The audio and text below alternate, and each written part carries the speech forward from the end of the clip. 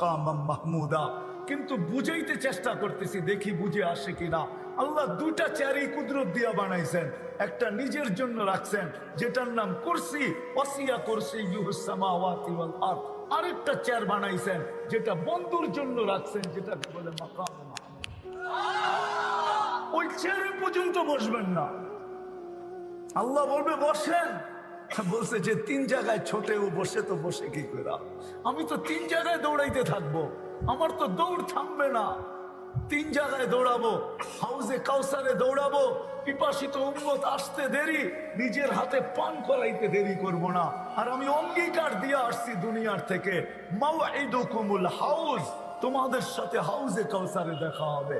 দ্বিতীয়, আমি ছুটবো মিজানের কাছে, উম্মতের পাল্লা যদি না ঝোঁকে তো আপনার প্রতিশ্রুতিগুলা কাজে লাগাবো। আপনি প্রতিশ্রুতি দিছেন আমাকে, অঙ্গীকার দিছেন আমাকে, চাইলে নাকি দিবেন, সুপারিশ করলে নাকি কবুল করবেন, আমার চেহারায় নাকি ভাঁজ আসতে দিবেন না। লা ইউখসিকা ফি উম্মতিক, দুনিয়ায় বসায় আপনি আমাকে বলে দিছেন সাউফা ইউতিকা রাব্বুকা ফাতারদা, আপনি আমাকে রাজি করে ছাড়বেন। বিধায় আমি মিজানের পাশে দাঁড়ায় থাকবো। পাল্লা যদি সামনে না ঝোঁকে, ওইখান থেকে চিৎকার দিতে শুরু করব, রব্বি উম্মতি উম্মতি উম্মতি। আর এরকম হবে না কেন জানি না, বুঝবেন কি বুঝবেন না, এরকম হবে না কেন? আল্লাহ তো এক আয়াতের ভিতরে ইঙ্গিত দিছেন, শুহাদা আলান নাস, ও উম্মতে মুহাম্মাদি, কিয়ামতের দিন আমি তোমাদেরকে আমার পক্ষে দাঁড় করাবো। শুহাদা আলান নাস, আমার পক্ষে দাঁড় করাবো। আল্লাহকে যদি আমি বলি, আল্লাহ আমাদেরকে তো নিজের পক্ষে নিয়ে নিলেন, আমাদের পক্ষে কে? আমাদের পক্ষে কে দাঁড়াবে? তো আল্লাহ বলে, ওয়ার রাসূলু শাহীদান আলাইকুম, আমি বন্ধুকে তোমাদের পক্ষে দাঁড় করায়। আর যুবক, এই জন্য তোমার পায়ে ধরি, নাইলে কোনোদিন ধরার দরকার ছিল না। 14 তারিখ দুনিয়ায় শেষ না, 14 তারিখ জান্নাতও আছে।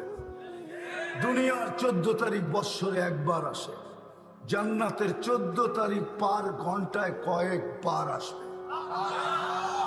দুনিয়ার 14 তারিখের ভিতরে 99.99 হইল সল আর চাতুরি।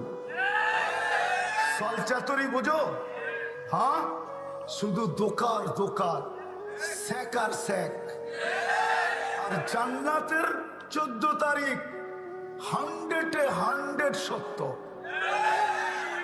আমি প্রমাণ দিতেছি, 100 পুরুষের যৌবন শক্তি দিবে। কত?